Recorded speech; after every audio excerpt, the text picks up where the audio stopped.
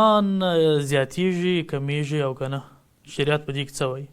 بالکل د ټولو سلفو په دې اتفاق و چې ایمان زیاتیږي او کمیږي.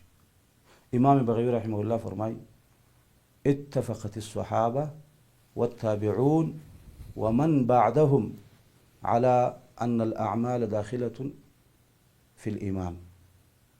ټولو صحابه او تابعینو او وروستنو په دې باندې اتفاق کړی و چې اعمال په ایمان کې داخل دي او ایمان هم کمیږي او هم زیاتیږي. په دې باندې اتفاق و. صرف یوه خبره امام ابو حنیفه رحمه الله ته منسوبه ده چې هغه دا ویل چې ایمان نه زیاتیږي او نه کمیږي. خو دا د امام ابو حنیفه مخکنۍ خبره وه. امام ابو حنیفه رحمه الله له دې څه رجوع کړې ده. ډېر علما په دې باندې نه خبر چې امام ابو حنیفه د دې څه رجوع کړې ده او دغه رجوع ثابته ده.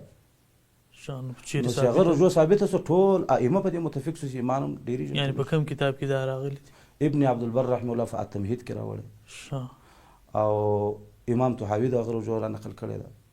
په شرح العقیدة الطحاویه د ابن ابي العز الحنفي کې هغه دا اثر راوړی او رجوع چې امام صاحب دا رجوع کړې ده یا مخکې قول څخه رجوع کړې ده؟ واقعه داسې وه وایي د امام ابو حنیفه رحمه الله او د حماد ابن زید مناظره سوه. حماد ابن زید ورته ویل چې ایمان زیاتیږي او کمیږي او امام ابو حنیفه ویل نه زیاتیږي او نه کمیږي.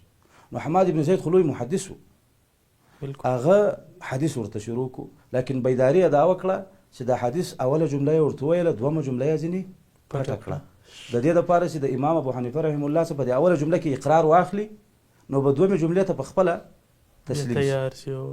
او خو ائمه او خو د دین چراغان او خو د الله او د رسول خبرې ته تسلیم و بالکل. خپله خبرې نه لوړوله. نن زمانې د خلکو په شان نه و چې بس یو خبرې ته سر ونیوی بس وایي یا زه داسې نه اوړم ولو که قرآن و حدیث دلیل ورته پیش کړي. بالکل د دې موضوع څخه خارج یو د ستا د دې خبرې متعلق یو بله خبره کوم. شیخ الاسلام ابن القیم اعلام الموقعین کې وایي چې امام ابو حنیفه رحمه الله به دا ویل چې ضعیفه حدیث ماته څوک پیش کړي زه لا تر خپلې رایې ورته تېرېږم. سبحان الله. صحیح څه کوي په هغو کې دومره انابت الی الله خلوص پکښې و. حماد ابن زید ورته ایمان زیاتیږي او کمیږي. امام ابو حنیفه ویل نه. حماد ابن زید حدیث د عمر ابن عبسه ورته وویل، مسند احمد کې راځي چې رسول الله ته پوښتنه وسوه ای الاسلام افضلو، کم اسلام افضل دی، یعنی کومه شعبه د اسلام ډېره غوره ده. نبی صلی الله علیه وسلم جواب ورکړی من سلم المسلمون من لسانه ویده.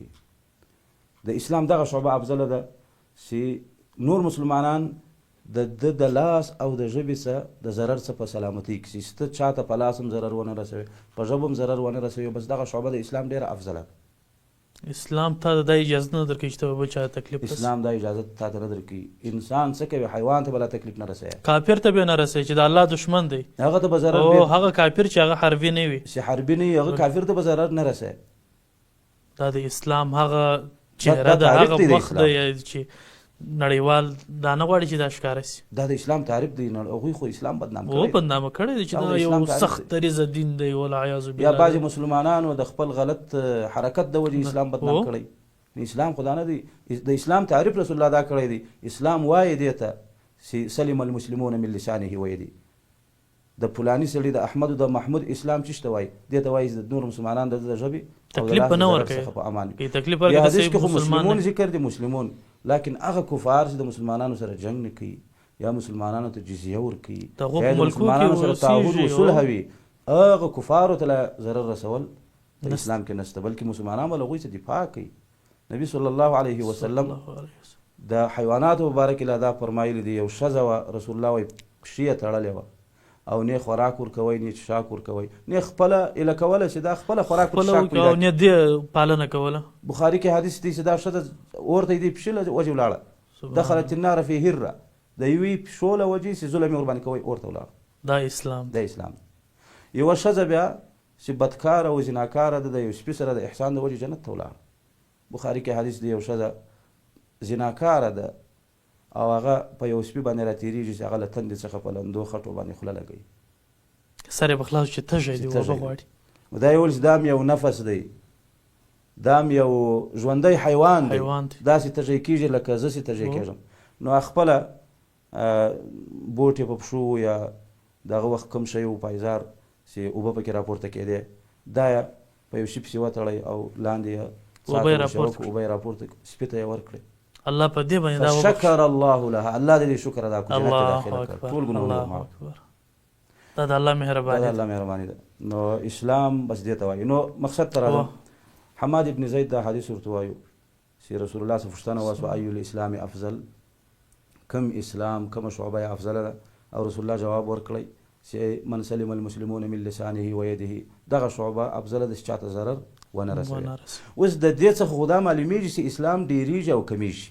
ولې خو دلته صيغه د افضل لاله، افضل اسم تفضیل دی. موږ د نحوي په ګرامر کې دا پیژنو چې اسم تفضیل مفضل غواړي او مفضل علیه غواړي، او مفضل به په دې اصلي باب کې تر مفضل علیه زیات وي. یعنی د اسلام داسې شعبې دي چې یو تر دې بل ډیره ده.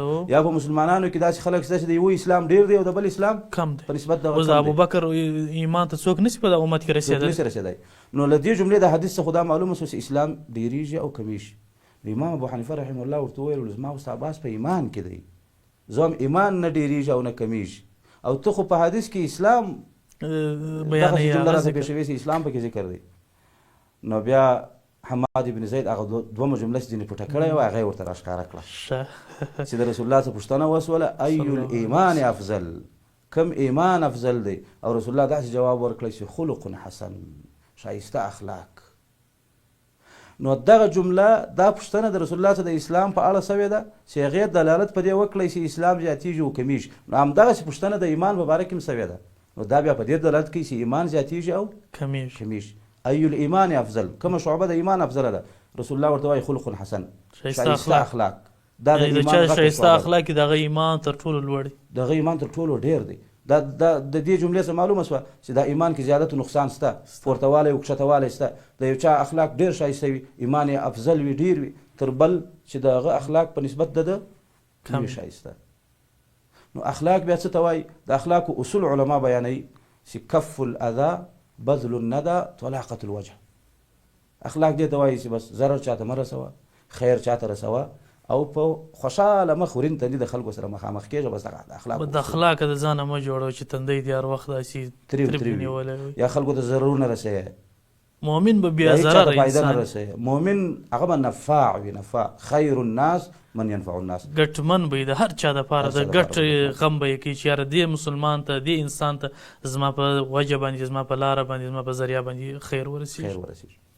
نو امام ابو حنیفه رحمه الله چې دا جمله واورېدله خاموش شو. زموږ مقصد خو په دې واقع کې دا و چې امام ابو حنیفه رجوع وکړه. نه، امام ابو حنیفه رحمه الله د دې څخه رجوع وکړه چې ایمان نه زیاتېږي او نه کمیږي. کله چې حماد بن زید دا حدیث ورته مکمل کو دی خاموش. یو شاګرد یې پوښتنه ځینې وکړه چې ولې جواب نه ورکوې؟ نو امام ابو حنیفه ورته څه ورته ووایم؟ یخبرني عن رسول الله صلی الله علیه وسلم، ما ته دی حدیث وایي، د حدیث په مقابل کې زه څه ووایم؟ رسول الله خبر راته کوي، زه د رسول الله په مقابل کې څوک څه ویلی نشي، سکوت یې وکړی. نو دا سکوت اقرار ګڼل کېږي په دې چې ایمان هم زیاتېږي او کمیږي. امام ابو حنیفه رحمه الله له دې څخه رجوع کړې ده. نو دا خبره حقیقت ده چې ایمان هم زیاتېږي او هم کمیږي. هېڅوک دا نشي ویلی چې زما او د جبریل ایمان، زما او د ابوبکر و عمر ایمان، زما او د انبیاو ایمان، زما او د محمد رسول الله صلی الله علیه وسلم ایمان. دا هر چا د خپل تجربه معلومه ده چې په نن زمانې کې به یو ښه نیک انسان، یو نیک عالم به د هغه د ایمان کچه به ډېره لوړه او بل انسان به مسلمان به او هغه په ډېرو ګناهو کې به اخته وي. نو د دواړو یو رقم ایمان خو نشي جوړېدلی. بلکل.